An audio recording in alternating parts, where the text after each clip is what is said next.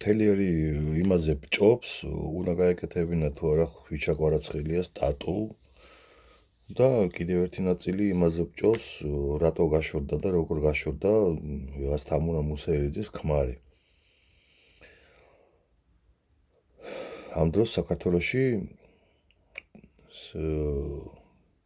ტანჯვით სიკვდილისკენ არის გაწერული ათობით ბავშვი, ასამდე ბავშვი, რომელსაც დიშვენის დაავადება აქვს და წამალს არ აძლევს ხელისუფლება.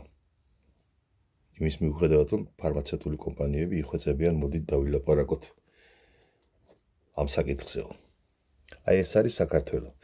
ხო, ეხლა რა გააკეთებს ხვიჩა კვარაცხელია თავის სტატუსთან დაკავშირებით, ეს მისი პრობლემაა და მისი საქმე არ არის, საქმე არ არის, რა სხეულის ნაწილზე რა სტატუსს გაიკეთებს. მე უფრო ის მადარდებს, რამდენად გამოადგება ეს საქართველოს. ხვიჩა კვარაცხელია, რა თქმა უნდა, სასიამოვნოა, სასიხარულო, რომ ჩემპიონთა ლიგის ფინალში მეორედ გავიდა და გამარჯვებას უსურვებ, მაგრამ მეც უფრო მაინტერესებს საქართველო რო იღუპება პირდაპირ მნიშვნელობით, ამაზე ჩუმად რატო არ არის? და რატომ არ აღელვებს ეს? ეს არაფერი პოლიტიკაში შემოსვლა არ არის და პოლიტიკური განცხადებები არ არის. საქართველოს გადარჩენაზე, ყოფნა არ ყოფნაზეა ლაპარაკი, ხო? აი ხვიჩა კვარაცხელია და ისა, რა ვიცი, ლაჩა ბექაური, საქართველოს სახელი გააქვთ სამყაროში და მსოფლიოში და ამით გვეამაყება და იცით რა არის შემოკარგებო?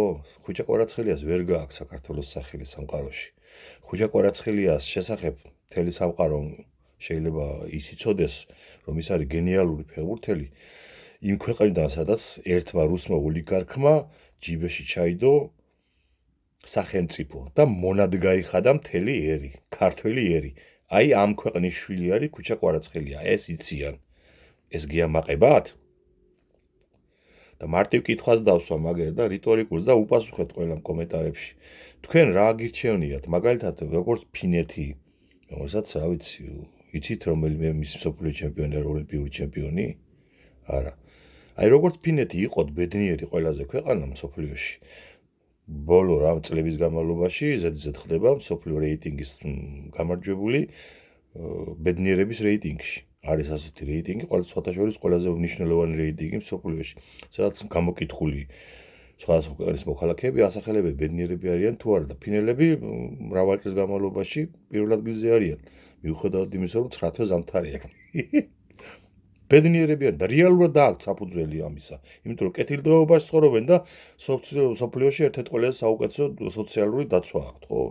იციან, რომ ზრუნავს მათზე. მათი ხელისუფლება, რომელიც თუ აქვია მოსახვევში ცუდად გაატარებს თავის ველოსიპედს, რომელსაც მანქანა არ აყავს პრემიერ-მინისტრს, მე მგონი იქ, ხო? ის დაიჯება საამისოდ. აი ამიტომ არიან ბედნიერები და რა გირჩევნიათ? ფინეთისნაირი ბედნიერი ქვეყანა იყო და არც ერთი მსოფლიო ჩემპიონი და ოლიმპიური ჩემპიონი არ ყავდეთ თუ ყავდეთ უამრავი მსოფლიო და ოლიმპიური ჩემპიონი, მაგრამ 280,000 ბავშვი სოციალურად დაუცველი და მშიერი იყოს, ანუ და არასრულფასოვან ადამიანად იზრდებოდეს ამ ცილოვანი შიმშილის გამო. რა მე გირჩევნიათ? გამეცეთ პასუხი კომენტარებში. გავიაზროთ ეს ყველაფერი, რა ჯობია ჩვენთვის.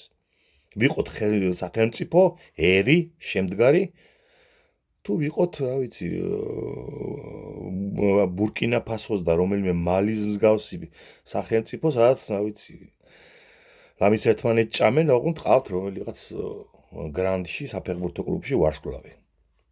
აი, გასაგებია. კომენტარებს ველოდები თქვენსაც. გავიაზროთ აბა ეს ყველაფერი, რა გვირჩევნია?